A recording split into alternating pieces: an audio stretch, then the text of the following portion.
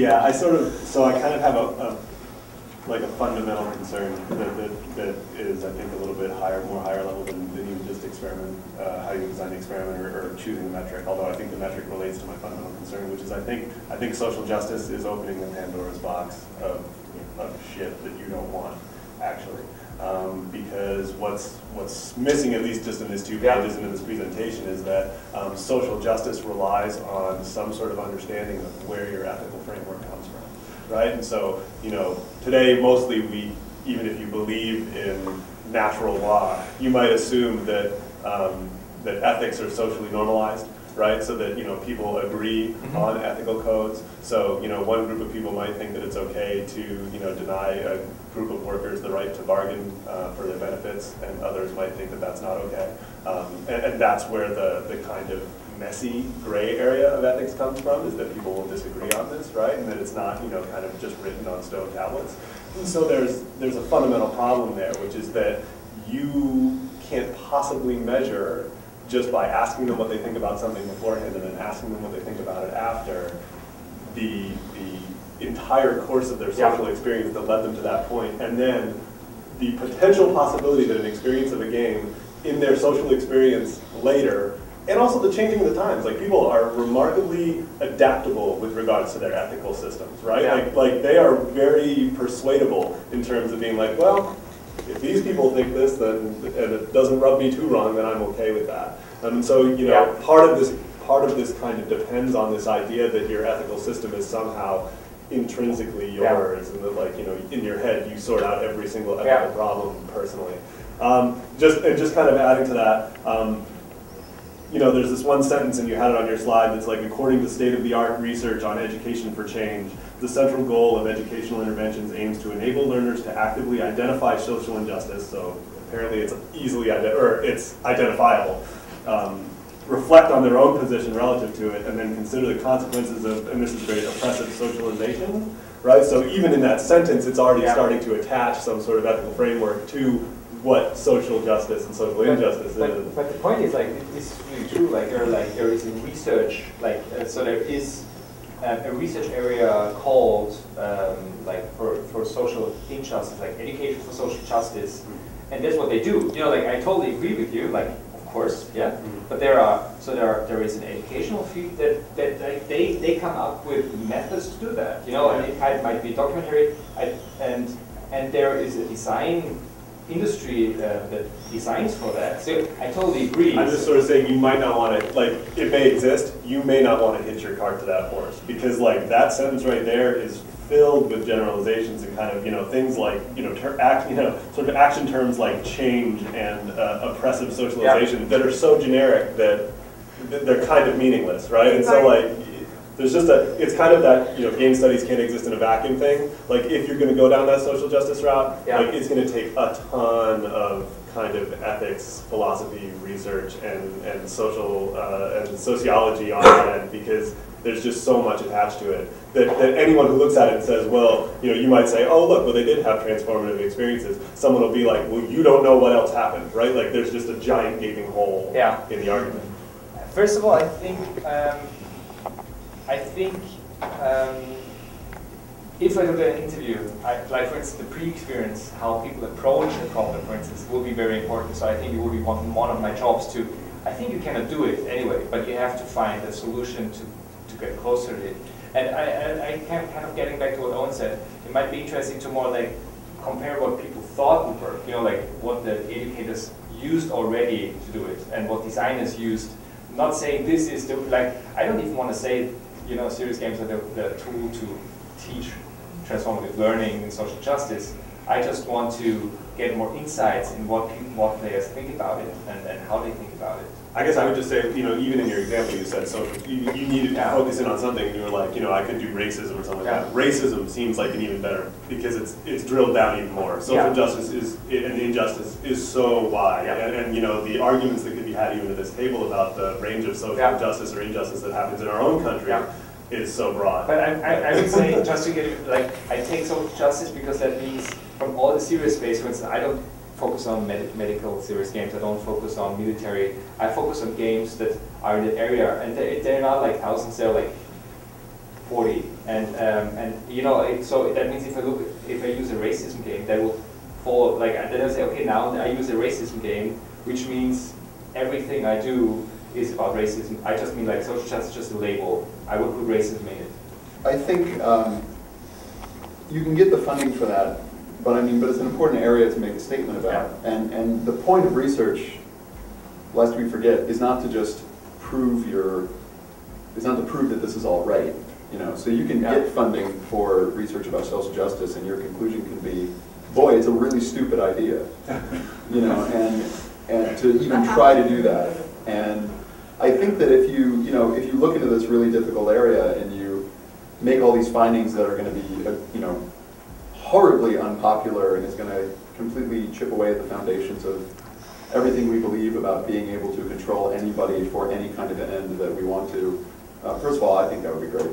And second of all, I think that if that's what you end up doing, that would be perfectly valid as research. And I think more researchers, just in general, you're not sort of at a certain level a proper academic or scholar if you're not able to use your research to disprove the thing you originally wanted to prove, and treat that as useful, to treat that as useful, to present it as useful, and to have that be, your conclusion. And it's not necessarily that you're looking for that conclusion, but whatever conclusion you get, if you treat it with intellectual honesty, I think that even if, but I think that's it's okay to get funding from people who want crazy stuff if you use the funding to then tell them they're crazy. Yeah, I guess there's a difference between philosophical theorizing with evidentiary support and qualitative research, right? Like those are two kind of, I think, different things. But my assumption at the moment from the research I already did is if you don't have a connection to the problem, it's not going to happen. So you can, but that's like the assumption I have. And if this is one result, it's not a bad result. It shows why remission works, because kids have a relation to cancer. And so that means very nice that you use Global Conflict Palestine with the kids in school, but really think about a way that they can connect to that, or if you don't come up with one, it might not work at all, I think would be for me a solution that I can live with. But I think also what you say, I think for me it would also, of course, mean, by the way, even assuming that you can foster change is already kind of like, you're throwing a stone in the sea. But I think there are a lot of stones thrown in the sea, and like documentaries are made because, so I get the problem. I think it would also mean that I'm honest about the problem. Yes. So to kind of step back a little bit, I wanted to talk a little bit more about documentary, because that's kind of what I was thinking about the whole time. It seems to me that if you're making an educational film of any kind, you have the same problem. Yeah. Right, you have, and going back to your graph, right, you can control like I forget all the names, like the first two levels, but you totally lose control at kind of the same point, right? Because I can make a film and sit you down and make you watch it. Okay, sorry. You even want control of the other points? Well, so what I'm saying is, it seems like there's the same thing, right? It's like you have the reaction and the frame, and that's it. And so I'm wondering, first of all, if there is any theory or literature on that and how that works, because that seems to me to be to be a valuable starting point. Because I remember, it seems like in the U.S. in the 50s there was this big push towards let's make educational films on everything. Yeah.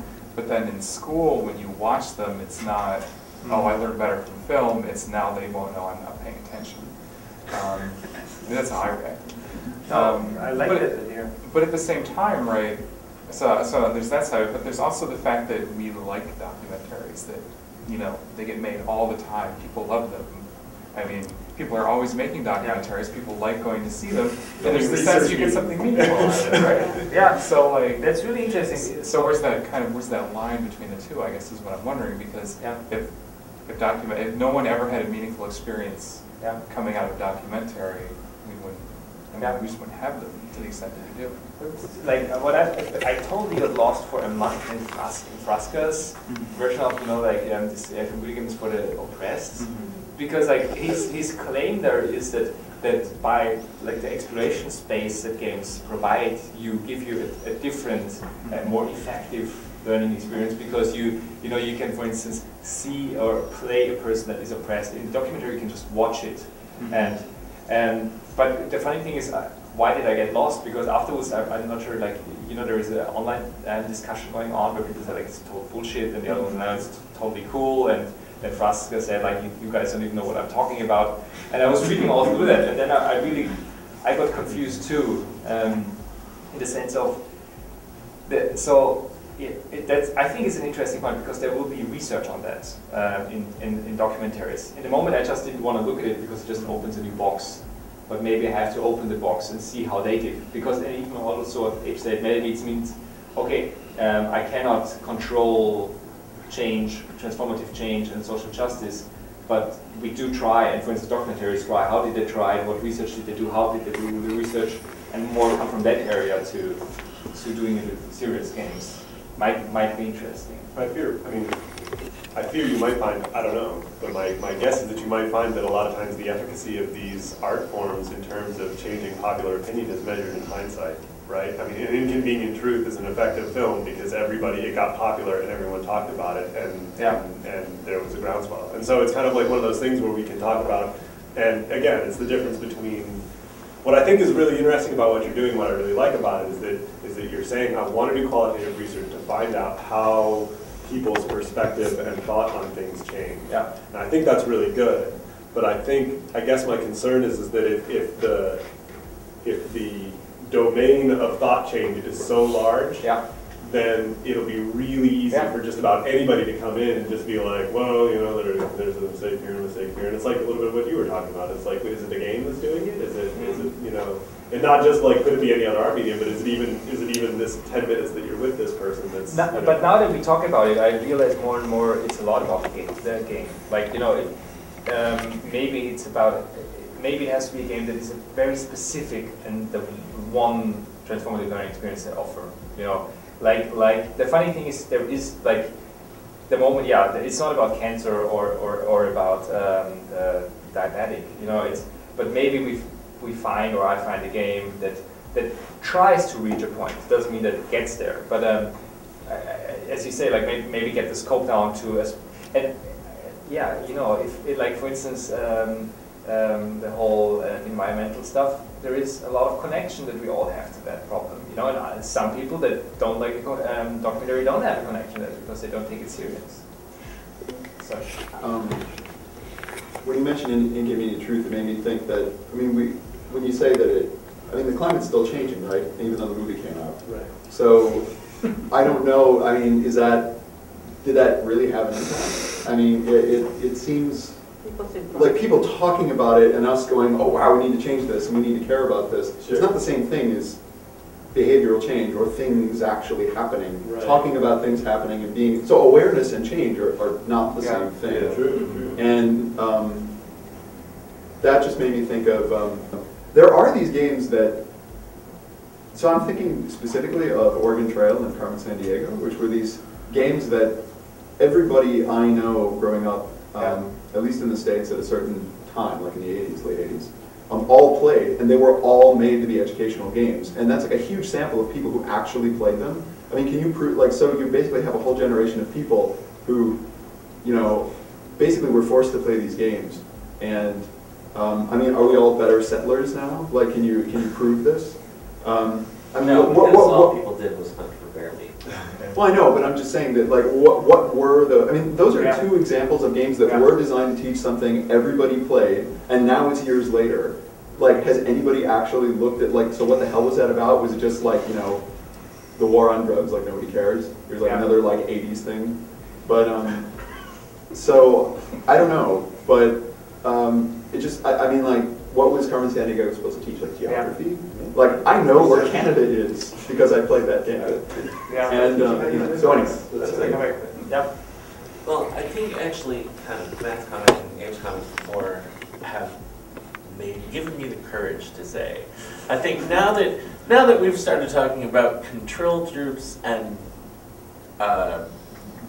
making people play this and then interviewing them after the fact, and you wanted to do qualitative research, and to me that's not qualitative research. Once you've started doing an experimental design with regimented control groups and all that, you are starting to float a field. And I have to wonder why an ethnographic approach might not I mean, was that like considered and discarded? Or, because I understand you don't want to, like you said, you can't do the 3-year study, right? Where you, you know, you're not morally, you can't do the nationwide audience. But, you know, something where like you have a couple months or a year and you've got participating educators and who are willing to work with you. I mean, obviously, you said you can't do it in the United States because studying children in the US, you need like a blood test and all this other stuff. But, I mean, I have to wonder if instead of doing this kind of regimented experimental, here's the stimulus, how did you react to the stimulus, how do you feel about the stimulus? I mean, instead, just kind of introducing the type of text you're talking about into a population and then examining the population during the process, right? As it's used pedagogically, after it's used pedagogically. In that sense, you can, you know, obviously your findings, you know, it's the qualitative-quantitative dilemma, right? Like your findings are not as widely generalizable. You can't say, well, because of these 10 people, everything in the universe works this way. But, and you can control a lot more for things like context, right? Yeah. And I feel like that would be, especially since you talked about wanting to do a more play-centered approach, right? Like if the document you sent us was, we don't actually talk about the process of playing serious games. And I feel like if you want to talk about the process, the experimental, which to me still has the ring of statistical quantitative research. I don't know that that approach is necessarily going to give you what you're looking for. I don't think Tracy just suggesting, I mean, why does it have to be one or the other? Can it be a combined method? Because the problem and the limitation of these experiments is that we don't have methods that apply, that really show results. If we stick to like, oh, it has to be either qualitative or quantitative or, you know, ethnographic, it has to be one of these three because someone up above has decided that that's how you do it. And this really shows that we need new methods, that this is not something that you show either quantitative or, you know, qualitative, you know, alone. I don't know. I mean, this is like my crazy suggestion, but I think that that would be part of the innovation. It's like we need new methods. We are dealing with new things. Doesn't ethnographic research also include interviews and anyway, it has to be triangulation of different, like if I just do interviews afterwards, like just on qualitative level, what I totally enjoy, you know, like that's the method I normally use, and you know, I think I also don't reach that point if I just make experiments and ask them to bring, you know, tell me 5 words that pop up when you think of social justice without any interviews, or like I also don't reach it. So I totally agree. Maybe it has to be a mixture of ethnographical aspects, qualitative research, and also experimental design. But the question is, are you allowed in ethnographical research to do experimental design, for instance? Well, I mean, in CMS at least, the assumption is that you're going to mix and match methods all the time because the thing that you're studying is not the traditional topic. That also makes it difficult for people to accept CMS research. So maybe one metric is that if you were doing your lit review and you came across the paper that you're going to write, would you be impressed by its results? Because it seems like you're not impressed by the results of what's already out there. So what is the thing that will persuade you in the first place? And that seems to be the thing that you're designing your paper, whether you're designing an experiment or just designing your methodology. That's what you're designing for, to convince you. Can you talk a little bit more about what the transformative learning researchers did when they were doing their studies? So as I said, there are about 40 studies, and there are some meta studies on the studies that came out in the last 5 years. So what they mostly did is on a qualitative level, but it was often big scale. So they for instance took a certain group that had a specific problem, and sometimes ethnographic research, sometimes interview research, where they kind of like try to develop understanding who these persons are, and it often relates about what are their pre-experiences before that, what are their expectations. Then there was a certain setting, often it was an educational setting. Like some people, for instance, there is one study where they were reading Shakespeare, and they had a group of people reading Shakespeare, and they wanted to know if for teenagers, if there's any transformation going on through reading Shakespeare. And there are people that they invited to start to write a diary, and they wanted to know if that changes the way you think about yourself by every day writing about yourself and stuff like that. And so what I find interesting there was there's this guy who came up with Merzinkov, who came up with a theory behind it, but then different people tried different methodological approaches.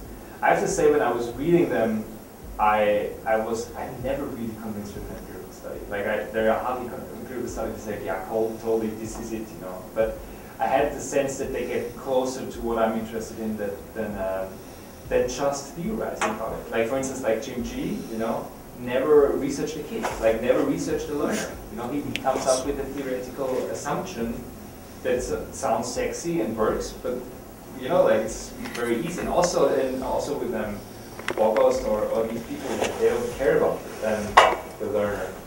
So I would say they use different methods. Some projects are interesting, some are not so much. But it's hinting for me in the right direction.